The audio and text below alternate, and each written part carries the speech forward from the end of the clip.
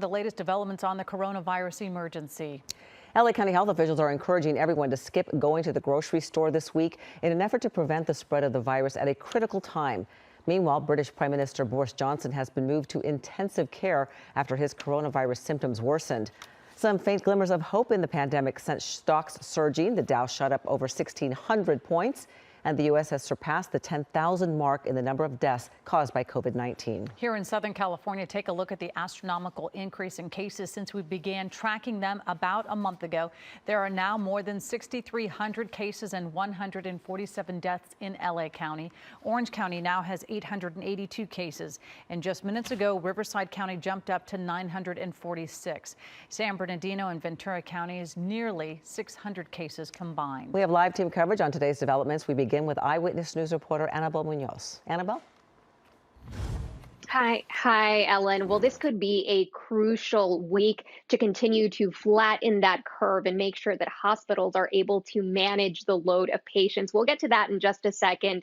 Today, we heard from Governor Gavin Newsom, who did offer some hope in terms of how hospitals are doing with the current load of patients right now, but did issue a stern warning that we cannot stop physical distancing. Now, he also announced that California is sending 500 ventilators to the national stockpile so that they can be distributed to states in need, states like New York. And he's also saying that California is expected to receive that amount and more as a result of those refurbishing efforts that have allowed hospitals in California to go from about 7,500 ventilators to more than 11,000.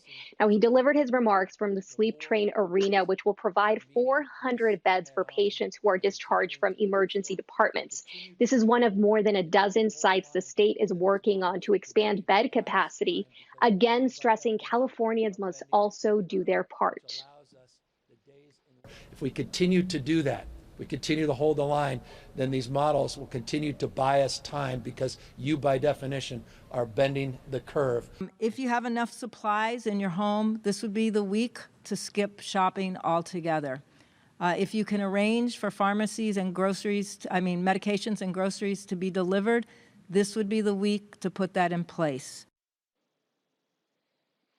And that is Dr. Barbara Ferrer. That comment you heard is in response to reports that the country is about to see the worst it has seen so far. The county is saying that could be the case here too, especially in the following week. So if you don't need anything, you are urged to stay home, especially if you are most at risk, if you are elderly or have underlying health conditions. Now, as hospitals in the county prepare for a surge, the former St. Vincent's Medical Center will open a week from today and will have about 266 beds. However, patients cannot walk into that hospital. They will be transferred from other hospitals. Meantime, Malibu was offering drive-through testing today, especially for essential workers, or only rather for essential workers in that city. Reporting live, Annabelle Munoz, ABC 7 Eyewitness News. Annabelle, thank you. We are also tracking an outbreak at another skilled nursing facility, this one in Riverside. 30 patients at the Extended Care Hospital of Riverside are in isolation after testing positive for COVID-19 and are being monitored for their symptoms. A small number of employees also tested positive. They are staying at home. This comes as the entire county of Riverside is under a new order requiring everyone to wear masks, including essential workers. And churches across the Southland are partnering with the Salvation Army to help those in desperate need of essential items like toilet paper and food. We reached out to one local church that is willing to help despite having to shut down due to the COVID-19 pandemic. Eyewitness News reporter Mark Robles has the story.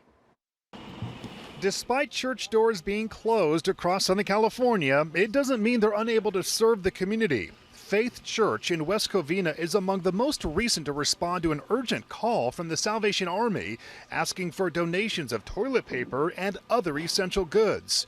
Here, Faith Church seen donating 36 boxes of paper goods. Well, we were actually inspired by hearing from other churches who were giving to the Salvation Army, and we just wanted to do our part. This was just a natural fit for us to partner with local churches to ensure that we're able to help and support everybody that we are helping at this time. Jonathan Bach helped connect the church to the Salvation Army, which to date has received well over 7,000 toilet paper rolls, along with other hygiene products. It's happening all over the Southland now. Churches are just stepping up and doing their part. So even though they're closed, they're going to keep giving what they can to help others in need. Sometimes we look at all the things that we would want to do with what we don't have, but we actually said, what do we have? What are others doing? Meantime, the Salvation Army has been busy for weeks delivering food to seniors and families who need extra help during the coronavirus crisis, and they're expecting the need for food and supplies to only increase through April into May. In Los Angeles, they operate 48 food pantries and are in the process of opening an additional 18 pop-up homeless shelters in response to COVID-19. We're busy, we're out there on the front lines, and we need the support not only of the churches, but everybody across the Southland to make sure that the Salvation Army gets the resources we need to help those in need in our community at this time. In West Covina, Mark Cutter-Robles, ABC 7 Eyewitness News. For the latest information on the coronavirus, including the most frequently asked questions, head to abc7.com/coronavirus. We have the tools you need to keep you and your family safe and healthy.